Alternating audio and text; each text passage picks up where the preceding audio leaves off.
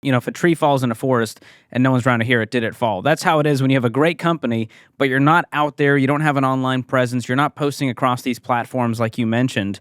So let's talk about the job description. We believe here at EntreLeadership that it is vital in the job description to communicate your culture. That's one of the most important parts, to kind of vet the people and go, hey, this is who we are. If you're not about that, let's not waste anyone's time. And if you are about that, this is the place for you. So what do you think makes a job description stand out in a sea of job postings? Compelling copywriting. Make that description of your company delectable. Make it interesting. Communicate clearly what the company's goals and values are. You have to develop an employee value proposition. What do you give to employees when they have so many options right now? And not just other companies, but also freelancing platforms, gig work. Right? People have so many options right now. They also just are coming out of one of the best environments for starting their own companies ever. So there are lots of people joining these brand new companies. Why should they come to you? You need to make that really clear.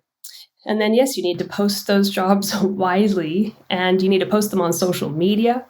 You need to have a great careers page that's compelling. And the great thing is, it's not that difficult to do these things these days. There are so many online platforms that allow you to create a website very, very quickly, that allow you to pay a little extra to get advice or design assistance. You can spin up a very professional looking website with a great careers page overnight. Now, on top of that job description, obviously you're there to, you want it to kind of sell yourself. You're not there to just have a bunch of bullet points about here's the job, here's the role. You want to get people excited about working at your company and investing their time, their career into this place. And one of the other pieces of that is the compensation and benefits. One of the main things job seekers look for are those comp and benefits. And that can range from, the 401k plan to Pizza Fridays. There's a wide range of things you can put in there. In your experience, what are the benefits that truly matter to job seekers? So pay is always number one. Right, we saw during the pandemic that the share of jobs offering signing bonuses went up from under 3% to about almost 13%. Wow. And we surveyed people hired in the last 6 months and asked them whether they'd received a signing bonus, and 22% of the people hired in the last 6 months have received a signing bonus. A huge number, right, compared to 4%, which is the historical average in the United States. But we also asked people whether they'd received a raise, and we asked them how long they expected to stay in their new job. And they were about 3 times as likely to say that they would stay in the job for more than 2 years if they got a big pay increase than if they got a signing bonus. So the signing bonus helps you for hiring. It doesn't help for retention. So ideally, you want to look at the whole pay structure, the entire comp package, and you want to make that attractive, long-term pay. So obviously, base pay is the number one most important thing, but then benefits like healthcare and 401k plans also help a lot. And then people like flexibility, as I said. So invest in the kinds of tools that allow you to offer more schedule flexibility, to help people get access to pay early, before payday. Those kinds of things are hugely, hugely helpful. They help people manage their daily lives. They help them avoid, costly overdraft fees. They help them avoid payday loans. So people are very, very happy when you give them these tools that make their lives a bit easier. Now, you mentioned signing bonuses, and I'm curious because we don't do that around here. I think we find that creates an incentive for people to come on board, to get a check, and then it's a stepping stone to the other place, a year from now. And they're always looking for, if they can get 4 cents more, they're out the door. And we talk about how we want work to be more than a job. We don't want you to leave because of 4 cents more. And so obviously we want to pay competitively and pay market rate and not be underpaying people.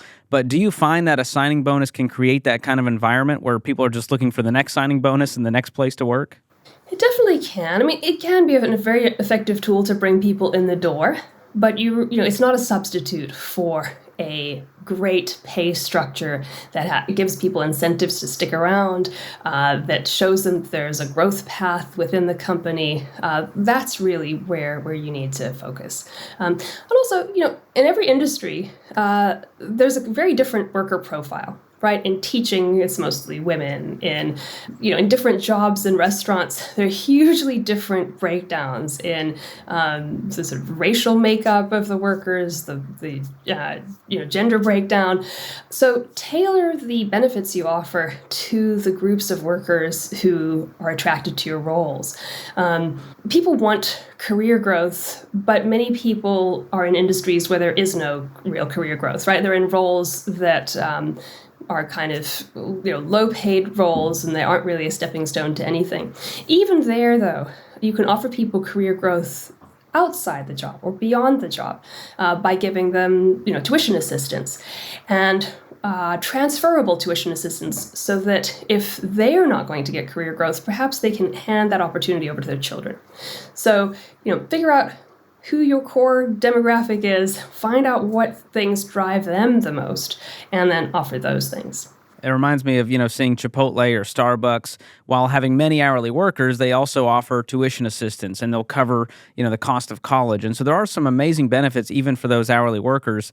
But for the small business owner who may be looking to hire hourly workers, entry-level positions, they're up against a different kind of fight. So for those maybe first-time job seekers, what are they looking for in those hourly jobs, those entry-level jobs?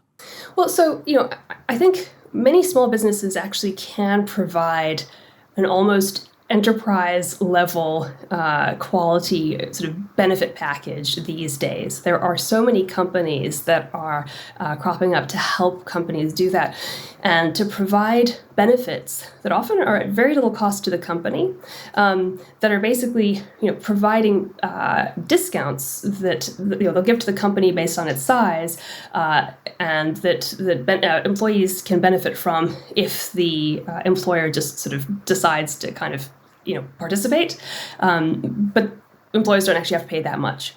So there are wonderful companies emerging, like Gratify, for example. It allows you to give people tuition benefits and student loan benefits. It involves just a little bit of payment from the company, but it actually helps employees kind of structure a whole plan through which some of their pay goes directly into their student loans. When you have a tool like that doesn't cost you that much, but that helps people manage their lives a lot, it can be hugely effective for retention, right? Because once people have their loan paid through their job and everything done through their job, it's so costly to leave and set that all up somewhere else. You may as well just stick around. So I would encourage people to look into all of these wonderful companies, these startups, these innovative companies that are emerging, Carrot to provide fertility benefits, et cetera, and see what opportunities there are for you to provide something of value to your employees without breaking the bank yourself.